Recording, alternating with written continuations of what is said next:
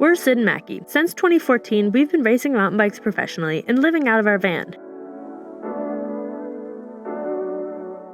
About a month ago, Macky's dad, Bob, approached us about helping him train for a mountain bike race. Well, I didn't even get on a mountain bike until in my 60s. Obviously, we jumped at the opportunity. Bob is 76 years old and hasn't raced for over a decade. Can we get him from couch to bike race ready in just under 6 weeks? I guess I got a month to get ready.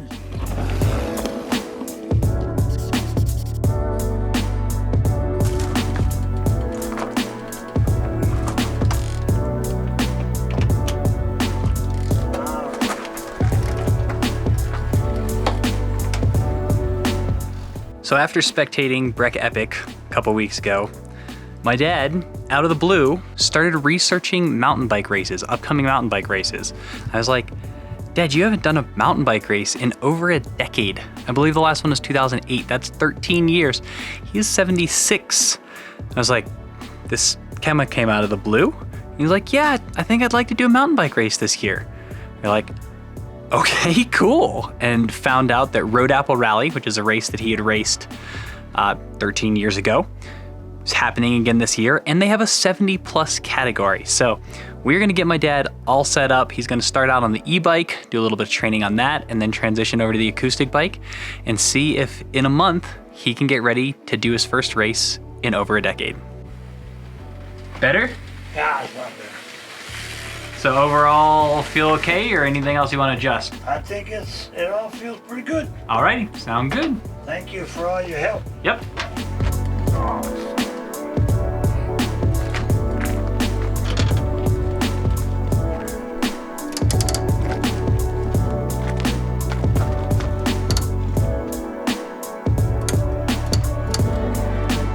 We're heading out on a ride with Bob, a training ride for Road Apple Rally. Bob and I had this whole idea for a prank where we were gonna, this is our first time using the third rung on our one-up rack. So we put all the bikes on while Macky was finishing up a video, and it looked really heavy, and we're like, wouldn't it be funny if the front of the rock melon had tipped up because the back was so heavy. So we were gonna jack up the front, sneaky like, and then tell Macky that it had tipped the whole front of the car up. But we really didn't good. end up doing it.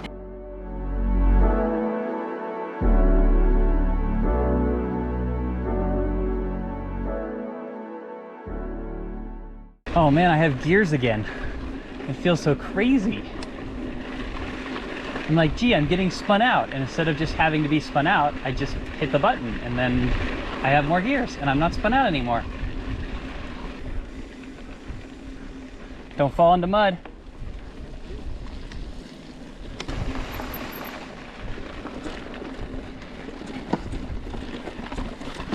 All right, nice.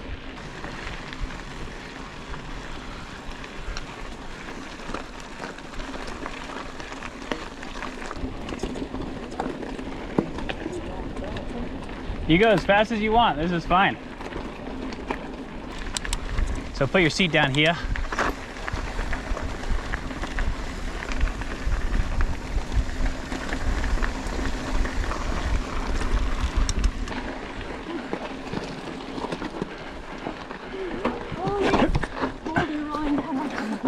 Good job, good job.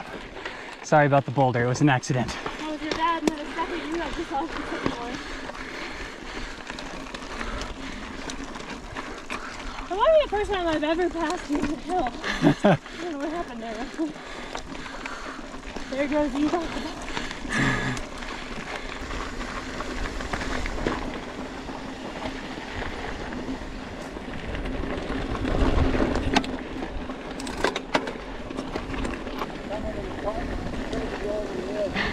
Just don't look at it. You'll go where you look. It's hard not to look.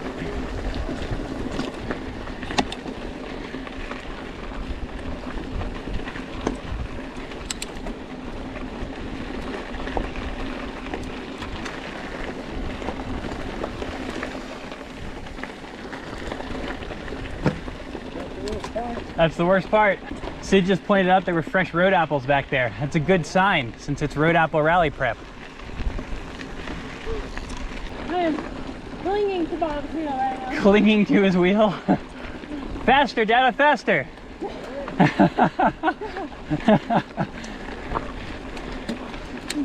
Just wanted to see Sid suffer a little bit.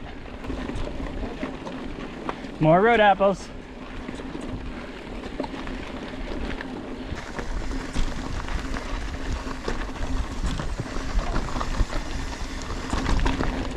Nice.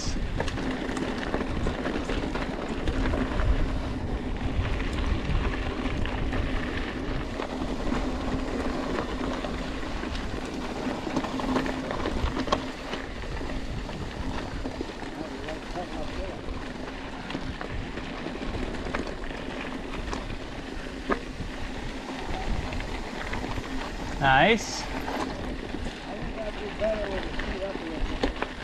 Well, the thing to remember is you can put your seat down and then still not have to bend your knees. Like, you can keep your legs fairly straight still even with the seat down. It just means that if the bike hits a bump weird or something, it's less likely to affect you. Yeah, nice.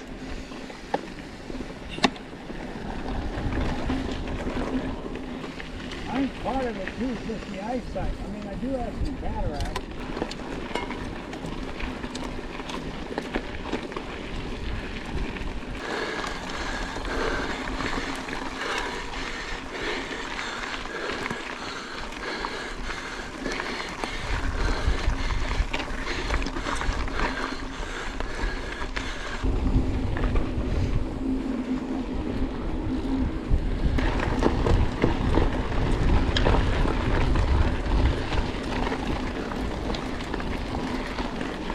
Piece of cake. Okay. Well, thanks a lot, guys. Yeah. It was about 10 miles, 800 and something feet of climbing. We did it in an hour 20. The road apple for me is 15, so that'd be 50% more. So if you added on 40 minutes, that'd be 2 hours. And you know, I went a lot faster, of course, 10 years ago, but at least I wouldn't hold up the entire race. But then I just remembered I was riding on an e-bike. So this was your first ride in how long do we think? Probably a year, huh? Close to, at least. Yeah. 10 months minimum. Yeah. Yeah. So what'd you think? Well, it took some getting used to. At first I had some trouble staying on the trail. It's, you know, this horse thief's a thin little trail, and I'm running all over. Finally, I kind of, as it went on, I got sort of back into knowing how to take curves and stuff. Any crashes? Yeah, I crashed once. I ran over a branch. I think I must have spun out. It was going up on a steep, what do you call it? Switchback? Switchback, yeah. Okay. But that's all. Let's see if I got any, just a little minor thing. Yeah, it's not bad. I did have, you know, you see, remember the dermatologist took off something here and told me that it's probably important not to do any serious physical exercise for a month. How long ago was that? Was 2 days ago. I started with the turbo, which is the easiest, and about halfway through I switched to the mid one, which they call mountain bike or something, MTB. And I felt I had plenty of strength. That wasn't really an effort, even going up, because there's some steep parts. So I think next time I'll switch down to the lowest one, and in preparation for getting on a non-e-bike. I've always felt good on the strength, but I really run out of air if it's a long climb. And one thing nice about the Road Apple Rally, I might point out, I did win. I'd like to underline that because I didn't win many. It's what I call kind of a power course. You know, there'd be a little rise and you could power over it and then you'd catch your breath doing another one, but there was no extended climbs like they have at all those Colorado courses. For the first day, it felt pretty good, and I guess I got a month to get ready. So one of the big things kind of standing in my dad's way in terms of riding and training and getting ready for this race is that their vehicle does not have a bike rack. So when we're around, we let him borrow our orange car, the Rock Melon, because it's got a bike rack on the back. But when not, it's a lot harder for him to go out and ride. He has to like fit his bike into the back of that car, which is doable, but e-bikes are heavy and you have to pick them up and all that. We want to give a huge shout out to Competitive Cyclists for sponsoring this video and also helping us get Bob the perfect bike rack for his car. We chose to go with this Rocky Mounts rack because it's super simple, super easy to use, able to hold not just one but two e-bikes. And we're really excited to be able to help him remove an obstacle between him and riding his bike. So huge thank you to Competitive Cyclists. If you need a bike rack, you can shop for this bike rack and all sorts of other things on Competitive Cyclists, and you can use code SIDMACKY15, all caps, for 15% off on your first order. Some exclusions apply. And then we realized that they actually don't have a hitch receiver on this vehicle either. So we ordered a hitch receiver, we ordered the rack. Now we're gonna see if we can figure out how to get them all installed on their Subaru.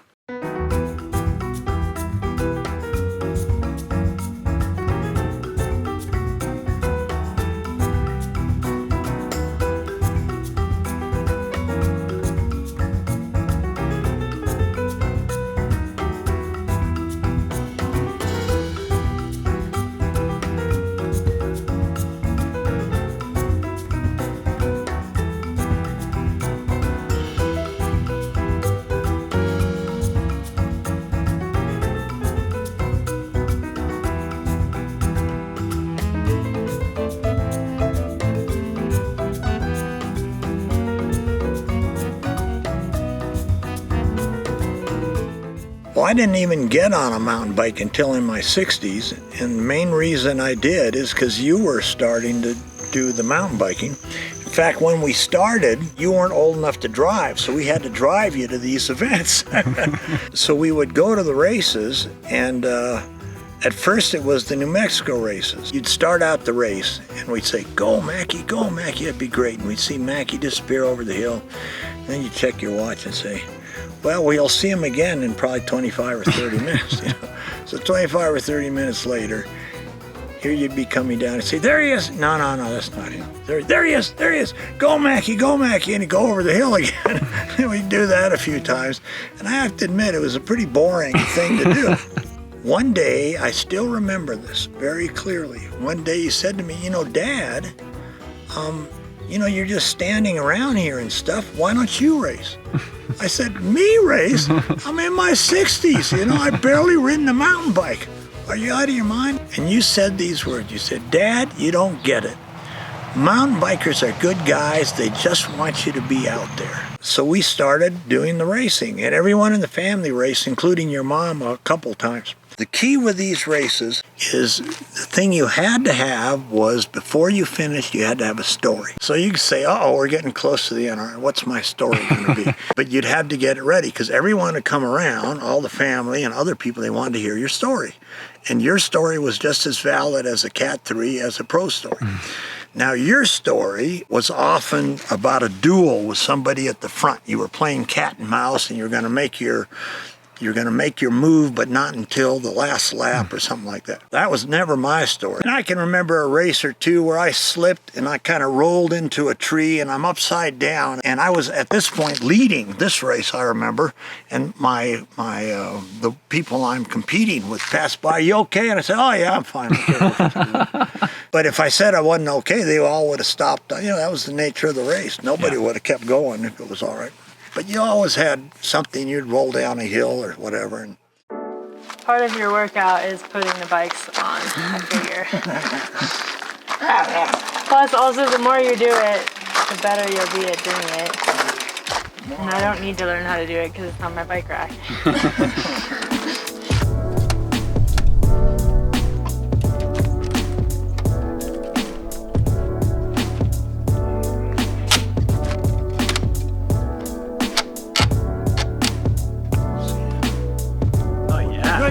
Solid. Okay. All right. Have fun riding. Fun. Do you want to ask about our training strategy for this ride? Yeah. What's the training strategy? Well, Bob has ridden at Horse Thief on the e-bike. Horse Thief is probably somewhat similar to Road Apple Rally. I think it's probably actually more challenging. more technical. But that's good. If you can do that, So we're going to go out. We're going to ride not e-bikes. We're we're gonna right, kind I of did see it. how it goes and then base the training from there on that. So like the beginning of last week, I rode it on the easiest setting on the e-bike, and then I rode it on the close to the hardest setting on the e-bike. So now I'm gonna try it on this. Have fun.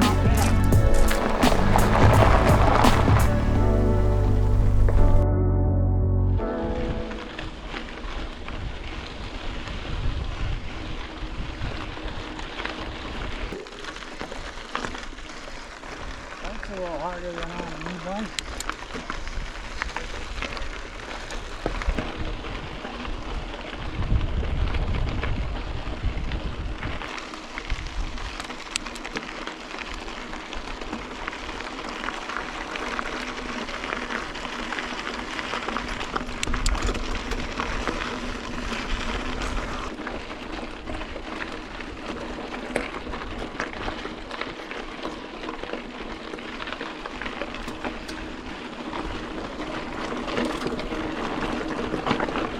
Nice. So you don't have any of that recovery with coffee, do you? I don't think we have a coffee one open right now. We have a chocolate one open. How about open coffee? I'll have to see if we have one. I like the coffee too, so I'm open to that if we have one. Yeah, good. Look where you want to go.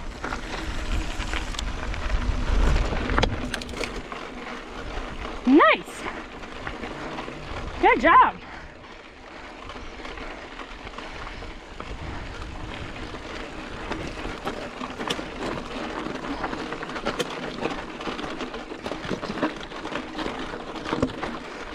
Nice.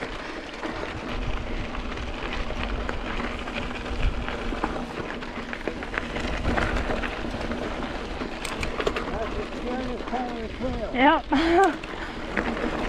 You got through it fast. You go through it faster to just get it over with.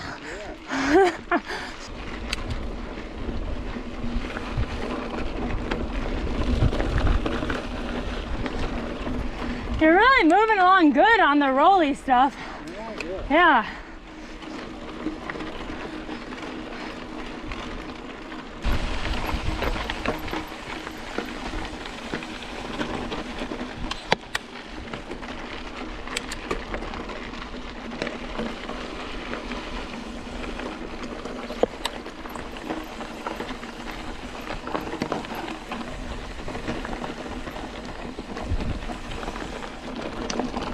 Nice.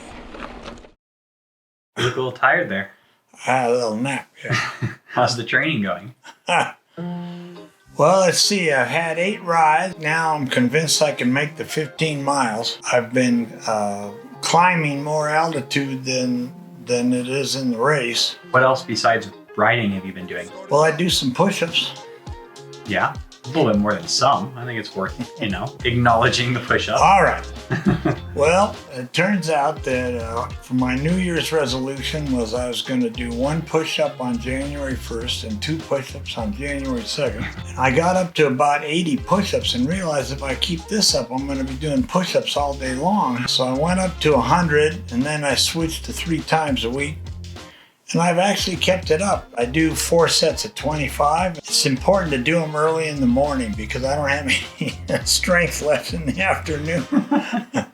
I'm happy to say that having not ridden for several years, getting on the e-bike was an easy transition. And then going from the e-bike to the regular bike was really not that hard. So what do you think? How are you feeling about the race? Well, I think I'll make it. I don't think I'm going to be last. Thanks for watching, and make sure you hit that subscribe button so you don't miss episode 2 in this series, Bob's Race Day. I'm retired now a year, and I'm ready to start doing something, and this is good. Keep me in good, physical shape.